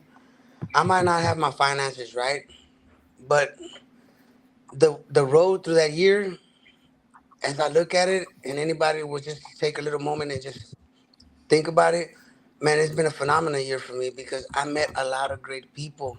It doesn't matter if they didn't give me no assistance, but the knowledge that I have now, it's really for me to say that, you know what, I'm in a point where I have what I want under my control, under my intelligence, under my fist. It's just the leg work that I still got to keep pushing. But hearing people with warm embrace and positive feedback, it really does motivate me, because as in this community, to see my friend with his nose bleeding, that telling me to get him out of he calls me particularly to go see him, that he wants me to take him out of the neighborhood because he's not doing well. He's addicted in drugs, and to know that after we spoke, he changed his life. As I seen him like a month and a half ago, a month I think, and he's driving out of town. I mean, he's doing good. So to have that positive influence and transformation, it can't be just me. It's divine powers of God that has empowered me to serve the land where He created us, and that's just something that I know that keeps me motivated and pushing. Even when I'm in my worstest times, I know there's a better tomorrow. That's why we need each other's and to support each other's and to be the rebel, to raise our voice, to challenge or the toxicity of the system. So with that, I'm going to pass the mic to Crystal. Thank you. First, like I said, doubled the whole connection request, but I do want to ask you, Emilio, have you met Jackie Hulbert yet? Jackie Hobart, the reentry rehabilitation program. Yes, I have. Oh, okay. Yeah, one communication. Okay, cool. So forget what I said, Michelle, in the chat about that. He's already got it covered. But see, the thing is, I'm not going to interrupt because the mic is yours, right? But just real quick, it is so, without words, I can say that point blank that even though that we are for a cause, the collaboration is limited because they themselves have not the collaborations that we really need, because otherwise we would all be doing great things. But thank God that I have touched and grazed hands and rubbed shoulders with some city officials, some state legislators, some Texas state politicians, that I know that we're going to unearth something beautiful for all these nonprofit organizations that really needed to see the collaboration, but they're so self-centered, because I've experienced with many that are very successful, yet we speak, they tell me, advise me, but I don't hear from them no more. And I won't say no names or anything, because I'm just grateful that they gave me at least a moment at a time, at least to hear them and to see how successful they are, yet they don't turn and give me some assistance, some guidance. I can't help but just know that when all this is said and done, I can really feel like Mr. Nelson Mandela after 27 years and a half, becoming the South Africa's president, the most prestiged royal man in that nation. That takes real sacrifice and real hard times to know that you believed in yourself and you can't see nothing but what you are really going for in this lifetime. Well, I know we don't know each other for more than right now. Maybe we've seen each other around, but I want you to know that I believe in you. And I certainly believe that everybody deserves a first chance. And I say it that way on purpose, because it's not a second. It's not a second chance. It's a second first chance to take the information and the experiences and the knowledge you have and create something new with it. Exactly. I'm sorry, I don't know if I'm hold on. I hear look right now as it stands, since it's been like 7 weeks ago that I got laid off on my job that I was tested and I passed. But I was the first one to get laid off because of my back history. And I just remember that day that I was just so devastated. Like, man, how? I mean, like, God, I mean, like, I'm doing everything that I'm supposed to. At 2:48, and I keep saying it, 2:48 in the morning, I just fell to my knees and I just like, God, like, I couldn't go to sleep. How? How could this be? I mean, like, I know I made my mistakes, but who's perfect? And to be honest, like, after that day that I prayed, the next day I woke up after a good rest, it was a whole different Emilio, because I realized that in prison for almost 22 decades, I didn't have anything. But the next day after I finished boxing practice with Abby Flores, 13-year-old young lady that is daughter of my good friend, I was passing by going to my house, passing by the residence, and a 71-year-old lady was trying to climb up a 12-foot-inch ladder because the city had already threatened her or had warned her that they're gonna give her a citation because the tree is all over the electric wire. So she's going with nothing, with no tools in her hands, just knocking a leaf at a time when she really needs help. I asked her if she needed help, and she said no. It's real quick panic because they have gave her a quote for $2,800 to $3,500, and I told her I'll do it for free. I won't charge you nothing. I realized that I'd rather work for someone that will value me, appreciate me, respect me, and even give me a meal if I need it, if I become homeless. Because how I'm being treated, there's plenty of people that's being treated. So I'm gonna set foot as an example that there's always a better way. There's always a better way, and it always starts with who you really are and what you think you're capable of, because there's always positive things that you can do to help. But that lady was so grateful and tells me after I had a chainsaw in the back of the car for the grace of God that I didn't know how to cut a tree. I've never cut a tree before. But my brothers were working on a house, on my mom's house. So I had it and I told her, look, Miss Maria, how easy it is when you have the proper equipment. When she seen me knock in 15 seconds a big trunk of that tree, her beautiful eyes lit up and she was like, yes, can you help me? She's not bilingual. I said, yes. So it took me literally like 6, 7 hours to finish that job because it was a big tree. And it was not one, it was several of them. So come evening when the night is taking over, I wanted to go back to the house and just see it. And I have got the chills when I seen this big cross with a Jesus piece, with a Jesus on it. It had always been there, but nobody seen it. I never seen it. Even when I was working there, I didn't see it. But it was there very, very open, clear that Almighty was there because it was big, but nobody could see it because it was all covered with the tree leaves. And I feel so good. Since then, I have done 11 houses out of charity work with my own tools and equipment, even though I'm not winning nothing, which everybody scolds me and tells me, like, how are you going to be helping somebody? We can't help yourself.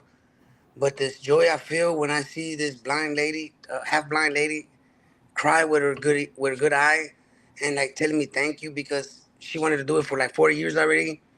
Trees that are on top of her house, I feel so good. I feel empowered, and that is something that I don't ask permission because they will never understand me, and I don't expect for them to understand me. That for me is value for me to be out here in society after I paid my debts and made my mistakes. So now I founded my own company too because there has been some real profit business that I have gotten through that, but I can only do so much. It's just me. My tools were out, and it's like all this I know is happening for a reason. For me, I know it's happening for a reason, and I know God Almighty is with me because I'm empowered with this passion and motivation that I know I will meet whatever president we're gonna have in this nation for the great things that we in the community are doing because as Ms. Kimberly O'Neill says, a nonprofit organization, just because you're the president and founder, it's not yours. It's the community's. And I love that because Yes. that is theirs. Yes. I want it for them. That is theirs. Like that is y'all. That's y'all baby. That's y'all baby. Because when I get it all said and done, United States ain't the only country I want to be in. I'm going to go tour the world, conquer, because I know business. Global. So it's just a matter of time. It's Yes. difficult when you don't have nothing, but when you have something, everything is easy. And that's what I tell Michelle. Just relax. And Amazing. Martha Lois. Thank Amen. you. Yeah. Amen. Thank you so much. So now I We're gonna yield the take mic this to world. We Crystal. got this. Crystal, Yeah. this is your chance right now. Oops, I just Mhm. okay. So, if, talking about with you, Emilio, it brought up the premise of my the first book in the anthology in the Rise of Crystal Phoenix anthology series. Actually, the first book is the book that I want people who had experienced abuse as children and decided to make the change and break the cycle, even if originally as an adult they were abusers. They kept it going and then realized that what was going on in their life, they wanted to make that change. They didn't want to repeat this cycle. And sharing their stories to give other people hope and everything. And your story, everything that you shared is so true. People shouldn't be vilified because they made mistakes in their life, especially if they've made the conscious decision, I've paid my debt to society. I'm not going to repeat my mistakes. I won't, I want to get a good job. I've got all these skills and it's not fair. I get turned down for jobs because of traffic probation. When 20 years ago, I'd gotten a job, and then when they did my background check, because of being on probation for traffic, Mhm. I couldn't do it. It's the same thing. I scored a 97% on my paraprofessional exam to Mhm. work with kids. But because of that probation, I can't work in the public school system here until I get it expunged. And it wasn't even a violent crime or anything. So I completely understand and really, really do appreciate what you're working for and would love to talk with you more Can about it. I can say something? Can I say something real quick about what you can't work with the schools? I guarantee you, Miss Crystal, right?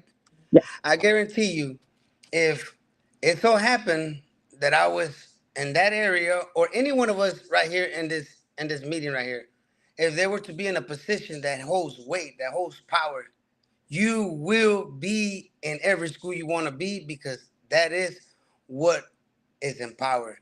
Connections, the ones that have the position, because there's nothing that anyone can do. There's so many laws that are broken intentionally because they feel they just empowered to. Can y'all see me? Can y'all see me?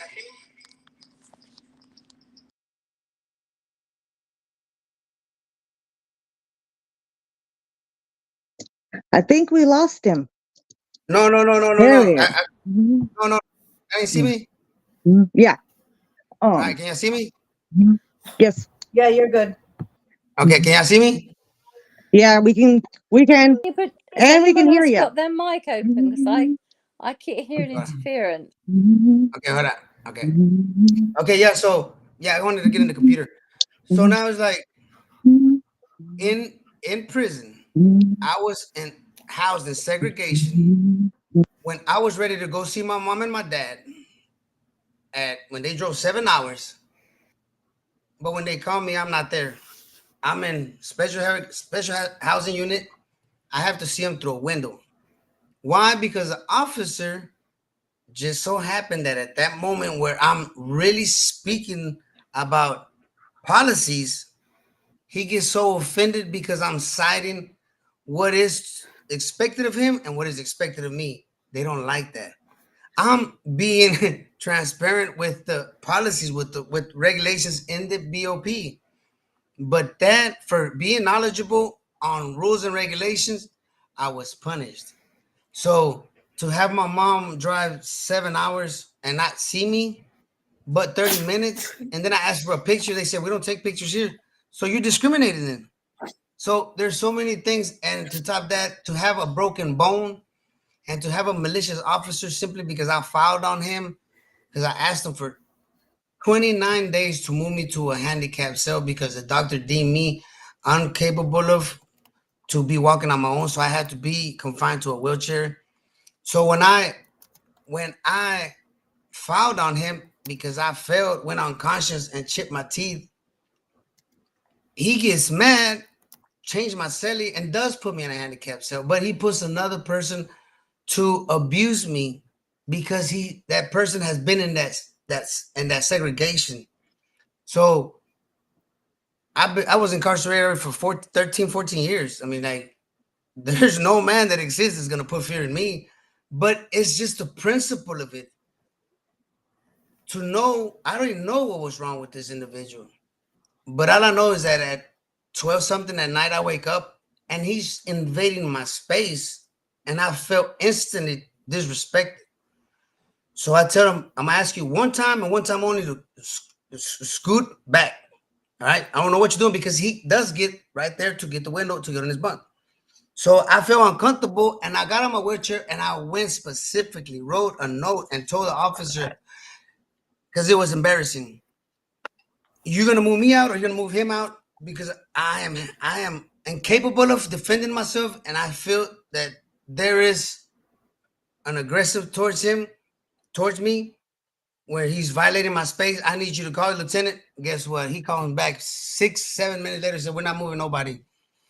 So make yourself comfortable. Do you want the light on? He wants to still ask me if I want the light on or light off. So, I obviously that I was so hot, I told him, just get out of my door, man. So I was so mad and even madder when he did that. So I just lost it, right? Next door to my cell is a friend of mine that when he hears a wheelchair making noise, he instantly goes and hits the ventilator. I realize when I am cutting his oxygen because he's losing life, that he was mentally not there because he was taking a lot of pills. Because the first thing he said, what did I do? What did I do? A person that is being aggressive and violent does not say those words. So before he lost oxygen completely, I let him go and I said, just stay away from me, man. Just let me be right now and stay away from me right now. He said, but what I do? He was so paranoid. It was those drugs that was making him feel and do a certain way that made them believe that he was going to do certain things to me when it don't work like that. You don't just, every inmate knows you cannot mess with another race. It's just, especially us Hispanic, Latinos, and African Americans, blacks, whatever you want to call them, because we're the majority. That's what really rules the prison. So we know our line. So that individual, that officer really made it clear that no matter what you know, what you got, like, we don't care because there's so many abuse. So it's about, I just wrote an article today about resilience, and it goes something like this so you all can see what I was talking about. And after this, I'm gonna let it go because I was just a surprise with y'all. But it's something that I wanted to share. And what a surprise! No, well, An I didn't know amazing Michelle surprise. was gonna invite me. I didn't know Michelle was gonna invite me, and I didn't know I was gonna meet y'all. It's been a great surprise. An amazing You're surprise, a great yes. surprise. Thank you. I see Miss Crystal is having trouble. You all right? Yeah, just my phone decided it wanted to spaz on me. Tech issues are very alive and real with me this week, apparently. Them gremlins, I want to man. read this. Like, this is what I wrote today for the morning. I said, the morning scene, soft sunlight filters through the window, and I lost y'all because it went okay. Soft sunlight filters through the window, casting a warm glow in a quiet room. The air is still heavy with the weight of recent sorrow. The old lady, frail but strong in spirit, sits quietly in a chair, gazing out in the world she's known for so long. Good today, we rise with a heart heavy yet resilient. Loss has visited us, taking a loved one away. The void left behind is deep, the pain sharp, and the sorrow profound.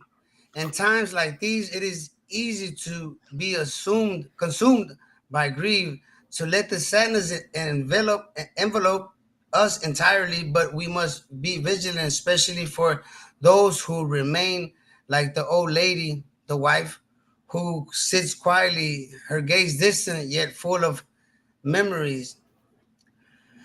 Her heart bears the weight of many losses, and in this moment, the sorrow of others can magnify her own. It is in her eyes that we see the echoes of our pain, and in her silence, we hear the unspoken words of life, touched by countless joys and sorrows. Let us be prudent, and let us be attentive to our vigilance. We protect her spirit, and our grace we shield her from the depths of despair. For in unity we find strength. Together we create bond that holds us up even in the face of loss. Life goes on, and it always does. The world moves in harmony, carries us forward even when we feel anchored by grief. Let us move it with it, embracing the beautiful that still exists, the love that continues to thrive. For in our hearts, the spirit of those we've lost live on, guiding us, inspiring us, making us strong. Today, we honor the past, we cherish the present, and we look forward to the future. Together, we move forward, resilience, power, and ever connected in spirit. This is something that I wrote on that, and I won't take no more of your time because I really have to go. And listen, I'm not gonna sing today like my buddy here is, because I love to sing too. Well, I don't love to sing, but I have Mr. Melvin gave me an editor because I've been having trouble with the computers, but I've been having an editor now edit my stuff. So now that they're editing my stuff, I mean, I can't stop. Look, I'm full of things that I'm writing now. I mean, like, But I'm on it. before After you Wow. go, doing nothing. Emilio, Excuse me. before you go, Emilio, I just want to say that you have a gift for writing, and what you wrote was beautiful. Thank you. Thank you. And honestly, I would like to invite you to share your story in book one. I'm not charging my writers for the anthology. We're raising No, funds, look. but Uh-huh. I'd like to at least talk to you more about it. Yes, we If should you're get connected. open Like, to it. Ms. Michelle. Like, Yeah. he's Ollie sent me. we've been connected. We got Yeah, Ollie the sent host. me your profile also. Yeah, I'm gonna write it right now in the chat. Can I do that? I don't know. Yeah, but Ollie did send it to me, so I Yeah, can it's okay. send you a I am a connection. good assistant, you know. I am a good assistant. I connect people. I'm an igniter. So I love to connect with each other. So we are Yeah, I do the same thing. You can ask Paulette. right on time. It has been 1 hour and 47 minutes. So I'm going to wrap up in 5-10 minutes. Your last words, Paulette. Thank you for Your last doing- words for today, Paulette. yeah, thank you for doing this, Ollie. Can you hear me? Yes. Loud and Yeah, clear, Auntie. Thank you for doing this for us, Ollie. And listen, this is only the start. The only way change happens is if you collectively make a change. Mm-hmm. You've got to do it together. You can't do it as individuals. You have to do it collectively. Paulette, I would just like to say that anything that I know that we've talked, but anything that we can do collectively, I'm open to, because I know that we have, like everybody here, we have the same missions or similar missions. So just know that I'm open to anything that I can help you with as well. Thank you. Thank you. And no, I don't know Sharon, why your it's last doing all that. word. No, Sharon, your last words. Well, my last words are for today are that I hope that this is just the beginning of the conversation and that we can keep this conversation going, because I believe that we do have to continue to work together to um, be the change that we want to see. And I believe that change is a process. So I hope that this is, the beginning of many conversations around this. And I hope it leads to many opportunities for collaboration between us all to make a difference. And last but not least, I do want to say that one of my favorite quotes is that we are more than our circumstances. And so I end audio rooms and lives a lot with that quote because I just believe that it is so true. It's easy to get caught up in our circumstances. It's not easy to look beyond them, and I totally get that. But we are more than our circumstances, and our circumstances do not and should not define us. Hmm. Thank you, Sharon. So now, Emilio, your last words. My last words is that don't think about what you want. Think about you already having it.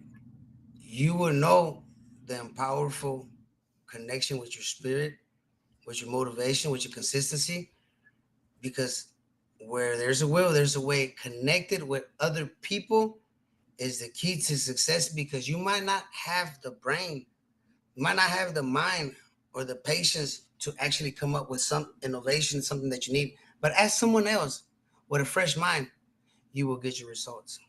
Thank you. Thank you so much. And now, Ollie, Crystal, can I your just last add one? words. Can I just add Yes, one quick thing, Sharon. Crystal? Yeah. Because Emilio, you made me. I know, Crystal, but just give me 1 second. Because Emilio, you made me think of something really, really important when you said, "Don't think about what you want. Think about what you have." It also made me think of this.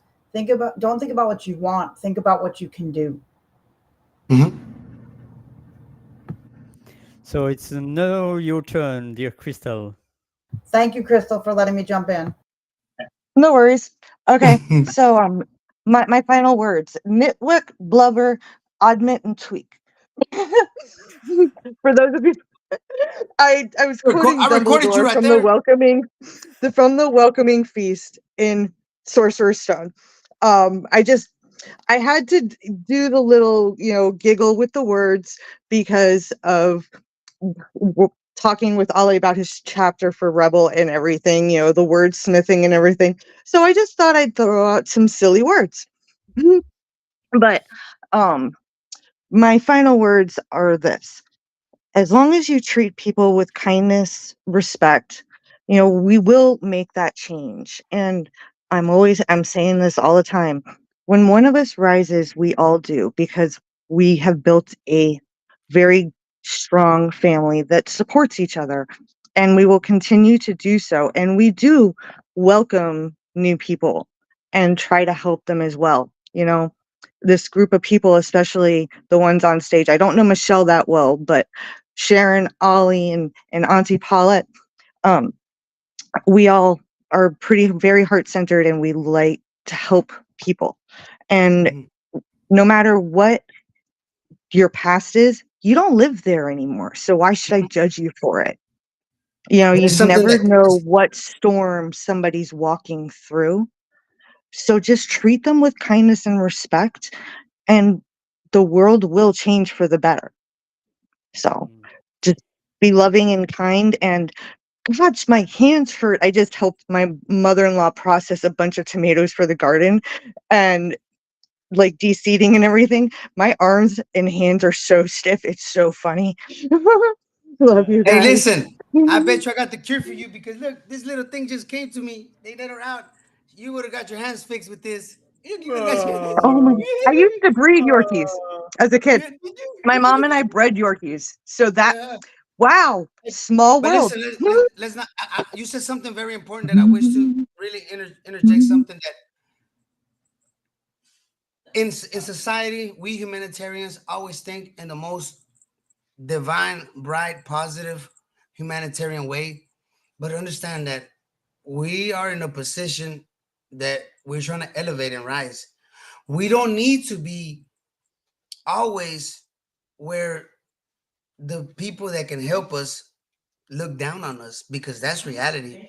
The pyramid of power is vicious because they can tell you one thing and they can give you all the hopes, but internally, they're just waiting to get away from you because they're not doing nothing for you. And I say this because I've been very successful at the age of 17 years old. I've been very fortunate with big gains of money that not anybody can have. And that taught me a lesson. That's not everything. Unity, embracement, communication, and knowing who is in that field at that precise moment, the one that should speak, just like the racers do in the Olympics, they're going to do their part to the best of their ability, and that's all we need. Okay, super. So before I yield the mic to Michelle, I will say my words, and also thank you, CJ. If CJ were there, I think her last words would have been, "We don't compete, we complete." That's her favorite. Yeah. And then I No, would say, her last words would be return to sender. yeah, return to sender. And I will say my last words. Her last words would be this. Her last words would be, don't look for a life that's easy. Look for a life that whatever. I can't remember the end. Yeah. But Just don't say hard, because hard is all I've known.